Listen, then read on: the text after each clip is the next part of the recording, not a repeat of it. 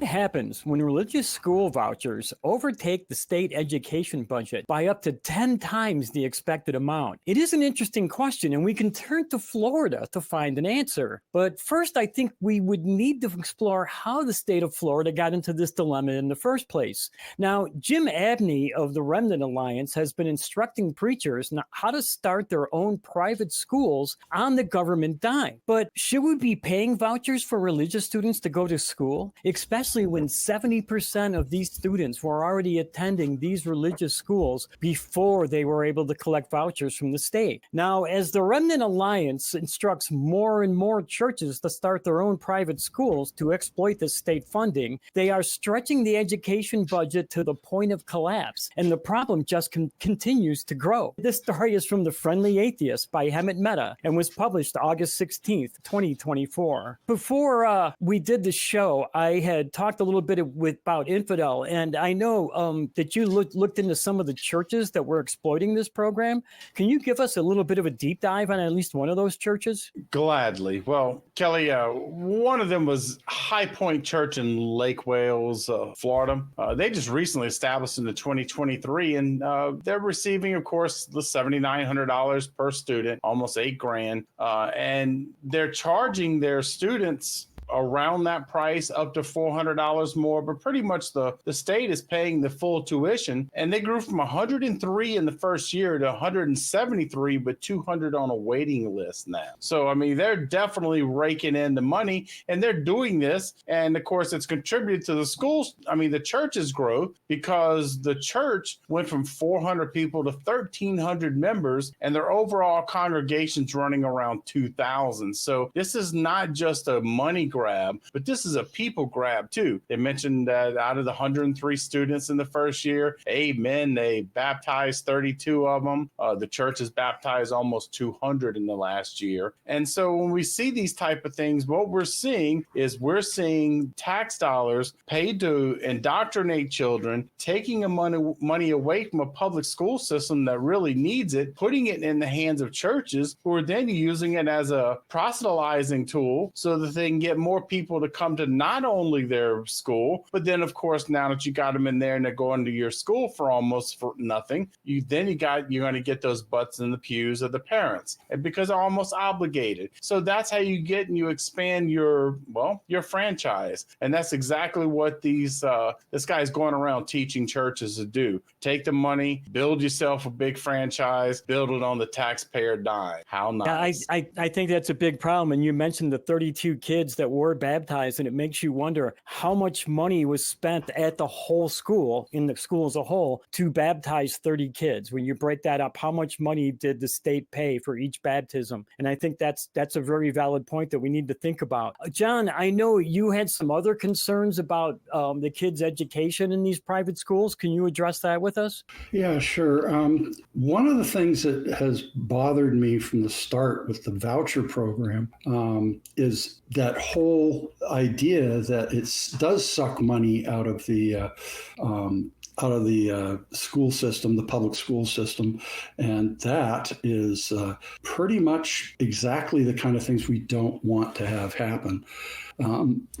And the whole control thing, they are trying to seize control. This is obviously reeks of the Seven Mountain program, whereas education is one of the things they want to have complete control over for Christians, evangelical Christians, so they can change the society into what they deem as a Christian utopia, where most of us would deem a Christian hell. And it would look an awful lot like The Handmaid's Tale, but they're actually physically trying to do this by they get their intersection with politics is really, really strong at this point. They have been deliberately trying to invade school boards so that they can at least attempt things like they're doing in Oklahoma, which is force their religion on all students, whether they want it or not.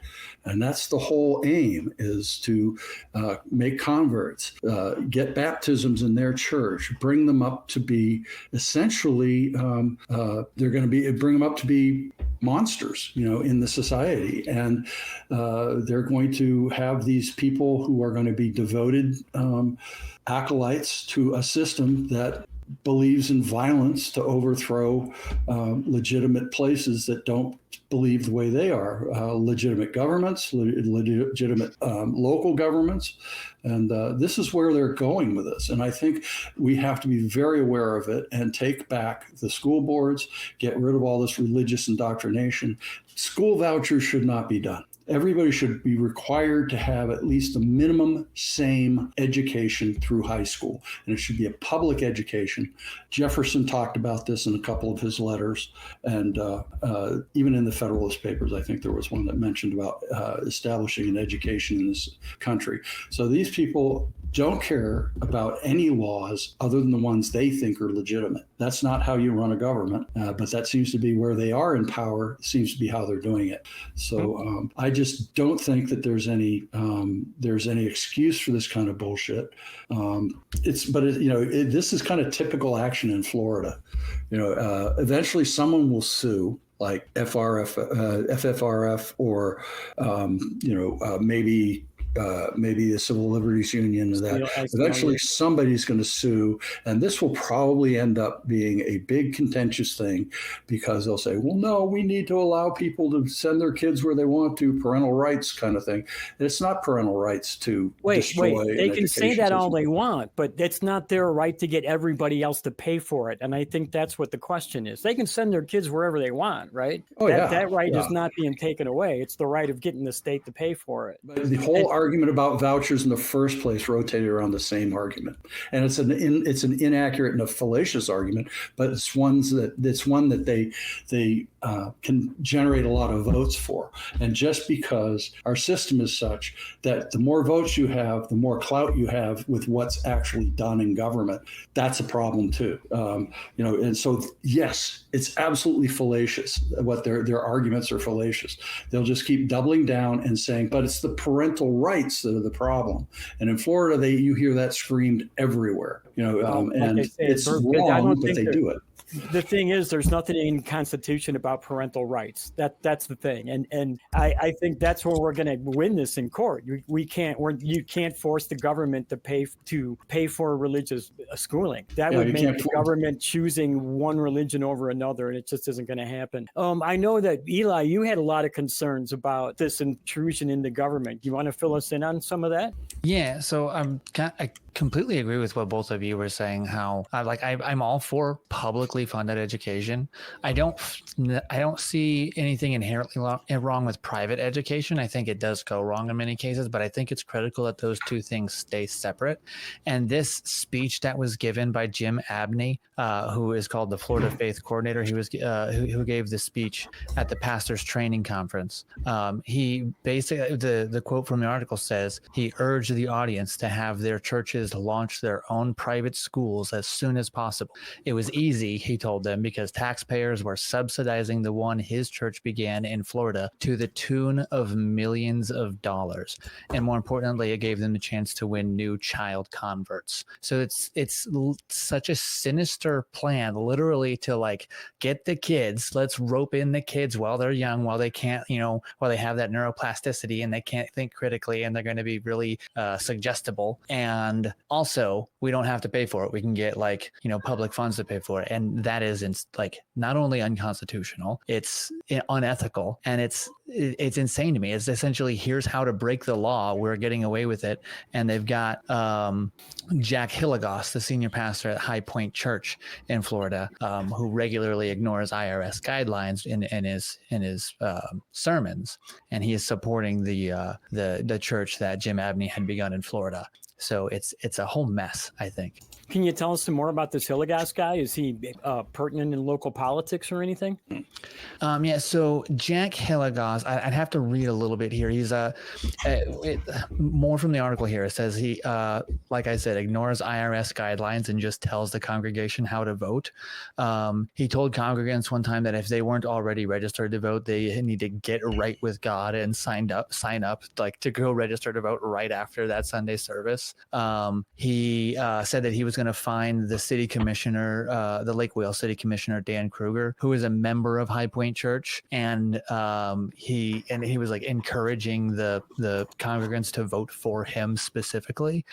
So yeah, he's not a figure in politics there, but he's influential in the politics there as far as the people that are attending his services. Okay. One of the things that I was really worried about with this is that we know that private schools don't have the same guidelines for accepting students, whereas a public school has to take anybody who applies. And I think I am not positive about this, but I do believe that a private school collecting state vouchers has to have the same program, but it's not being overseen or not overseen as well as it should have been. And it's still leaving the door open for religious schools to discriminate about who can and cannot go to school there. Has that been any type of a concern for you, Infidel? Yes. Now, one thing I did want to point out is that Hillegas has actually became the mayor. And so he's big into, so he is very much political. It's not just he's a pastor. He's leveraged this into becoming a mayor,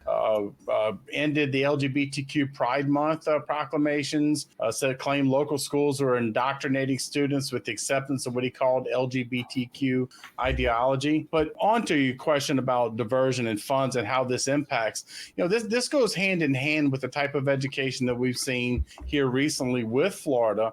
First, not wanting to pretend that racism is something that didn't exist, pretty much. Can't talk about it, can't teach about it. And of course, now they're not even giving them financial resources because most of these people who are going to many of these schools were already going to private schools. Just now they have the government paying for it for them. So what they're doing is they're taking money out of the public school system, but the number of students that are being reduced is actually not the same because, as I said, a lot of those were already going to those private schools. So they're just what they're doing is they're allowing disadvantaged, underfunded students in public schools to just get worse and worse and worse.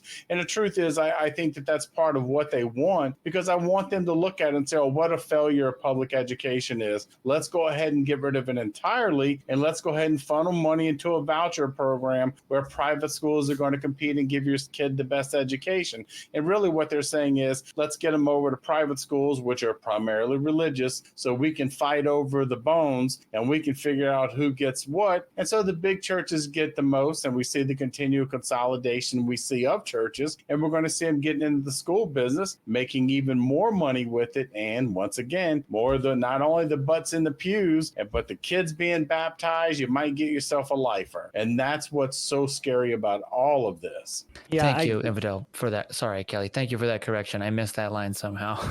That's okay. I was going to let it slide, actually, but it's all good. No, tell me when I'm wrong. There. It's scary shit that, they have gotten so far that they have their large enough churches that just their church can swing an election. That gives them power they don't deserve and power they shouldn't have. So, you're absolutely right. But who's given them that power? It's us, the voters, because even the people that vote for president, like 1 out of 5 of those will actually go vote in the off-year elections for local offices. Yeah. And it's something that I have continuously railed about on this show is that, on your day-to-day life, the president is not very important, but the city council and the mayor that are running your town are super important. Those are the elections people should be going out and paying attention to and voting in. It's way more important than the president. And I definitely want to interject that I don't want to get into the electioneering type of concept here. But yes, those are people to reach out and communicate communicate with, to let them know, because those are people you can have an impact on, because they're not in Washington, D.C., they're in your neighborhood. And so that's why it's so important that grassroots organizations, real grassroots, not AstroTurf, goes out there and make sure that their local people understand what they want. Sorry about that. I know everybody's probably sick of me saying it, but every small candle lights a dark corner of the world. So, Eli, you had something and you one of wanted the to things say. I would just like to add to that is that it's not electioneering to get people to vote. And one of the things that I do is I talk to everybody. I'm a motor mouth. So, and people around here are basically very conservatives. But the thing that always got me madder than anything, especially when I used to work and my coworkers would say this, well, I'm not going to vote because it doesn't mean anything. And I usually blow my top and say, no, you have to vote. Because if you don't vote, A, you don't get a right to complain about it. And B, you don't say what you want. You're not telling the government, you're not redressing your grievances against the government with your loudest voice, which is your vote. So if you're not voting, what you're doing is you're saying whatever they do is okay. And if you don't like that, then you need to then go and organize a grassroots organization, get enough votes to make them think twice about going against it. I mean, it's a process. It costs lots of money. It takes a lot of time out of everybody's day where they could be doing something else. So this is something you have to argue with these people, at least enough to let them know it's in their best interest to vote, because it is. And it will always be. The Constitution guarantees redress of grievances against the government, but it doesn't guarantee that they have to listen to it. So. Eli, I know you wanted to add something. You want to go ahead? No, yeah, well, sure. I was taking a look here more at like some of the things Hilligoss has done since he became mayor, because, once you pointed it out, I was like, yeah, there's a lot more in here. And he's appointed, not only has he been using his sermons to influence voting and influence elections that way, but now he's like rigging the government, like and putting people, his congregants, in positions of power. So he's rigging his church with the government and rigging the government with his church at the same time. And he's like double dipping on violating the boundary between church and state. And the fact that it intentionally even began to happen, let alone is still happening, and nobody's like, hey man, this is fucked up, you can't do this. It's wild to me. I don't understand how this is happening. Well, this is in Pasco County, which is just north of me, and there's a lot that goes on in Pasco County that is not exactly above board. This is where we need the people to stand up and light those candles in the dark corners and bring attention to these kind of things. That's how you get these things to stop. I mean, let's face it, half of American local government was corrupt as shit in the 1930s, and we were able to stop that by standing up and making it better. And this, I think, is what's going to need to be done in Pasco County. Is the people of Pasco are just going to have to stand up and make it better. And maybe if it comes down to it, even bring the federal government in to oversee everything to make sure everything's done on the up and up in the future. Yeah, I would say so too, but I don't think that's very likely for the people who live there. They all tend to be of the same cut of the same cloth. It's not a rich county. It's agricultural. Read into that what you want. There's always somebody though that's on your side. Trust me. Me. Like I live in a small county, very conservative. We started a very liberal nonprofit organization here. We didn't think anybody would come. We advertised our first meeting, and we had almost 30 people show up. It's amazing once you stand up and start to talk, how many people will come up to you and say, you know what, you were right. I feel the same way. So I mean, a lot of times you just feel isolated. You feel like you don't have that support around you, but it's there. You just haven't found it yet. I think that's pretty much normal everywhere. Mm-hmm. I agree. Yeah, I've found a lot of people. So yeah.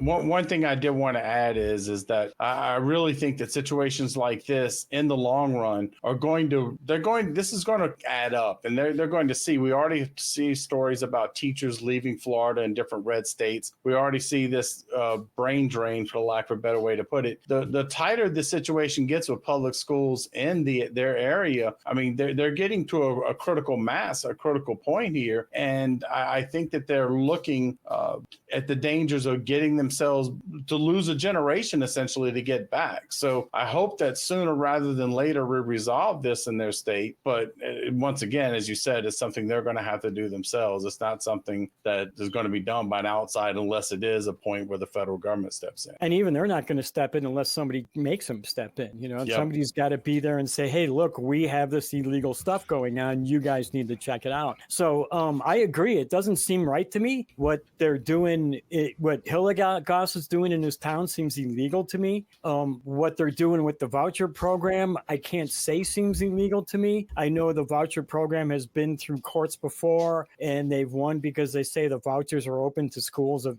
any schools, not just certain religious schools. So I don't know if we're going to win that battle in the courts, but we can definitely win the one of getting religion into our being paid for by our government. We might want to concentrate on that. That's about it, I guess, for this segment. I do want to mention that we have some really nice merch at tiny.cc/ACA merch. And if you'd like to hear more from the nonprofits, you can by clicking right here.